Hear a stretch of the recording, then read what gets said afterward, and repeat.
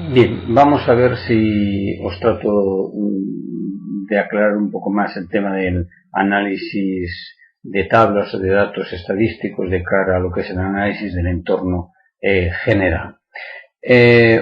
Tomarlo como una serie de consejos pues de cara a otro posible examen o incluso a volver a revisar de nuevo el entorno general cuando lo tengáis hecho, que siempre hay tiempo. ¿De acuerdo? Entonces, vamos a ver, un momentito, ahora.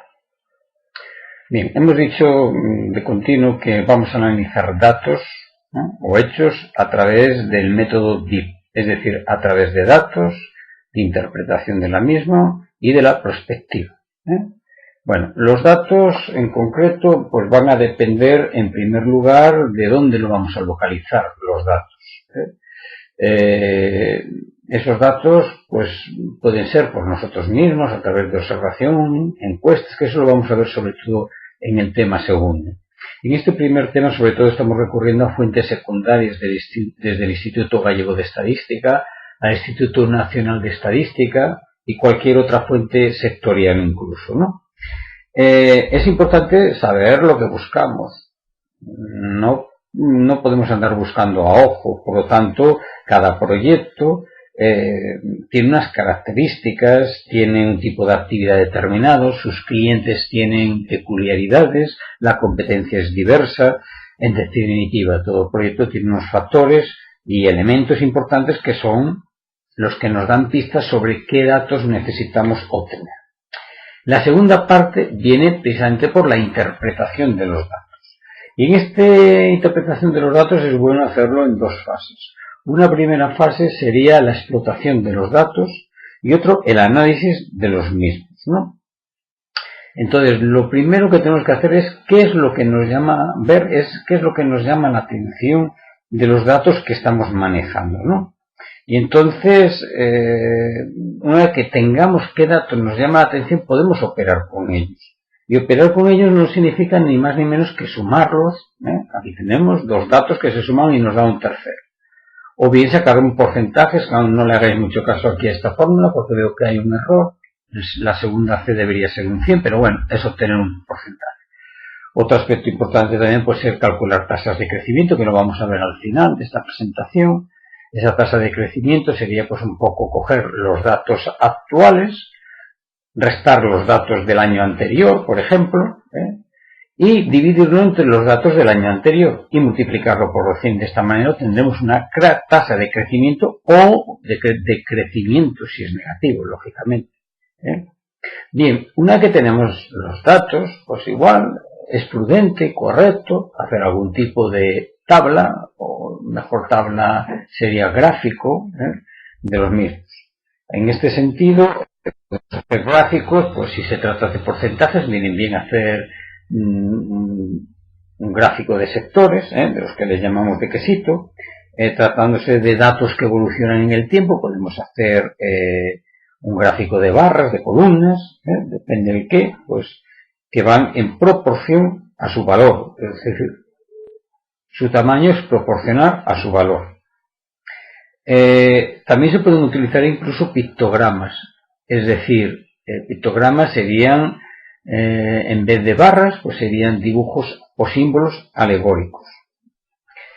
Tratándose de datos comparativos de dos o más variables, se podría hacer un gráfico de líneas, ¿no? Bueno, de una manera o de otra, una vez explotados los datos, habría que analizarlos, y analizar no es más que aventurar hipótesis o conclusiones de por qué se han producido los mismos, tratando de explicar las causas de las mismas.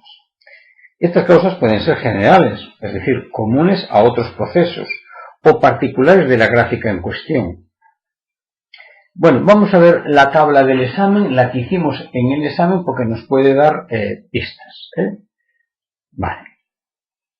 Bien, esta es la tabla del examen. Aquí teníamos uno de la Dirección General de Tráfico sobre matriculación de vehículos en estos años y para las provincias de Lugo, Coruña, Ourense, Pontevedra, también el conjunto de Galicia y también el conjunto de España. Y por otro lado, había otra tabla que era del Instituto Gallego de Estadística es que expresaba la matriculación de vehículos por tipo de vehículos en el año 2011, pero solamente en la provincia de Lugo. Entonces había aquí, en estas dos gráficas había un pequeño truco, claro.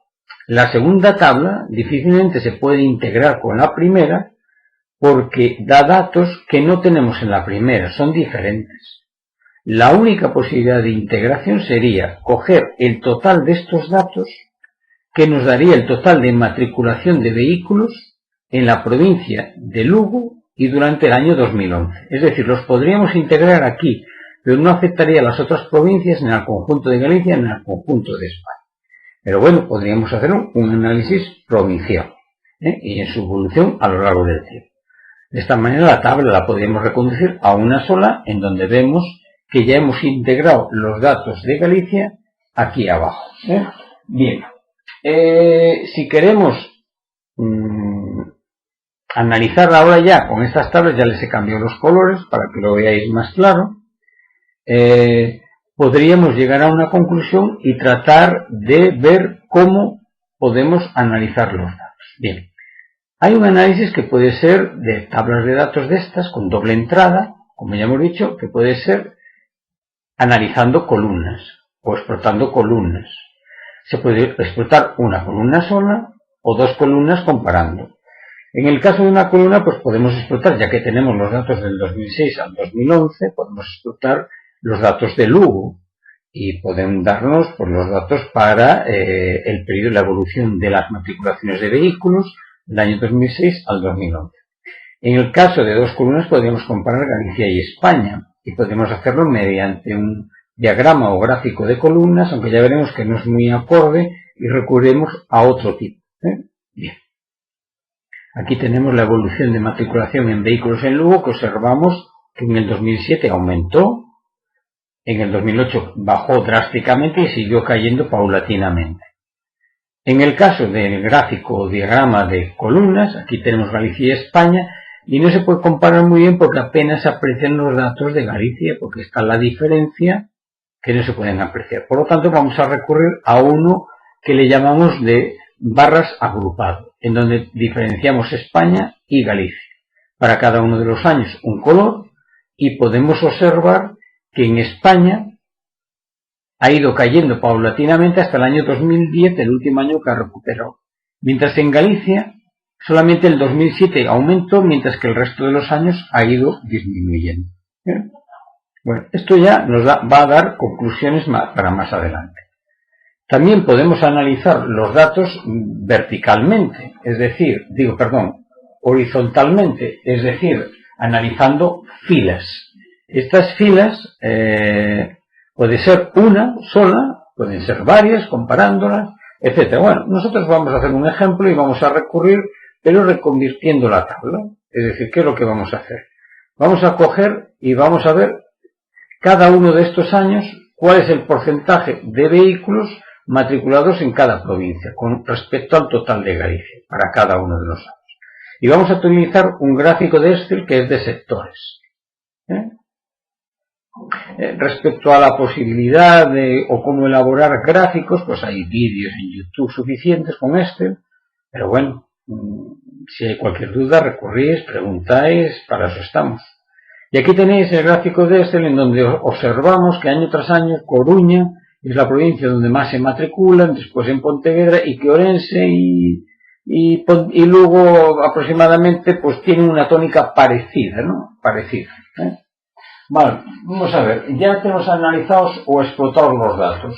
Ahora podemos ver el análisis, pero quizás nos interese ver algo que hemos resaltado, y es que en el año 2007 y en el 2010 hay variaciones entre España y Galicia. Podemos realizar una tasa de variación, de crecimiento, en este caso de la venta o de matriculación de vehículos en España, en donde nos da que en el año 2007 bajaron un 0,6%, en cambio en Galicia aumentaron un 3,23%. En cambio el comportamiento fue diametralmente diferente en España y en Galicia en el 2010. El inverso, ¿de acuerdo? Bueno, pues ya tenemos más datos. La segunda fase de esta interpretación es el análisis. Vamos a ver qué conclusiones podemos sacar. Bueno, pues la primera conclusión es que, lógicamente, la crisis económica tiene que ver, pero la crisis económica siempre se ha dicho que en España comenzó en el año 2008. Sin embargo, ya en el 2007 la venta de vehículos disminuyó, lo que nos puede decir que igual es un buen predictor la venta de vehículos de la anticipación de crisis económica o de salida de la misma. En cambio, en Galicia no. Otra cuestión que podemos ver es que en el año 2010 ocurrió al revés. En España se recuperó, mientras en Galicia siguió cayendo. Esto posiblemente nos indica que Galicia tarda más en notar la crisis, pero también va a tardar más en salir de la misma. Bien, otro aspecto, otra causa que podemos ver es que la venta ha podido caer por el continuo incremento de los precios de los carburantes, aunque ha sido más fuerte en los últimos 2 años, son 11 o 12 que en esos años previos, pero de todas maneras puede ser un indicador. También puede ser un indicador que las familias ante la crisis económica reducen gastos, entonces pues las familias, por así decirlo, refrenan las decisiones de compra, las postergan, reparan más los vehículos antiguos, viajan menos, etc. Bueno, una vez que tenemos las causas, el análisis, hemos explotado datos, hemos hecho el análisis, es decir, ya tenemos la interpretación, vamos a ver la perspectiva de cómo puede afectar a nuestro negocio. Y en esta, pues cada uno, oye, le va a afectar de una determinada manera porque tiene negocios distintos, ya sea directo o indirectamente. Ahora bien, hay un aspecto que a todos os afecta, y es que todos los proyectos están valorando la posibilidad de comprar un vehículo. Y claro, ante una situación como esta, os puede beneficiar, ya que los precios bajan más, hay mayores ofertas, incluso los gobiernos pueden dar ayudas y subvenciones, más sobre todo a las empresas. Bueno, pues esto un poco era aclaratorio sobre la pregunta del examen sobre los datos y sobre el proyecto del entorno general. Gracias.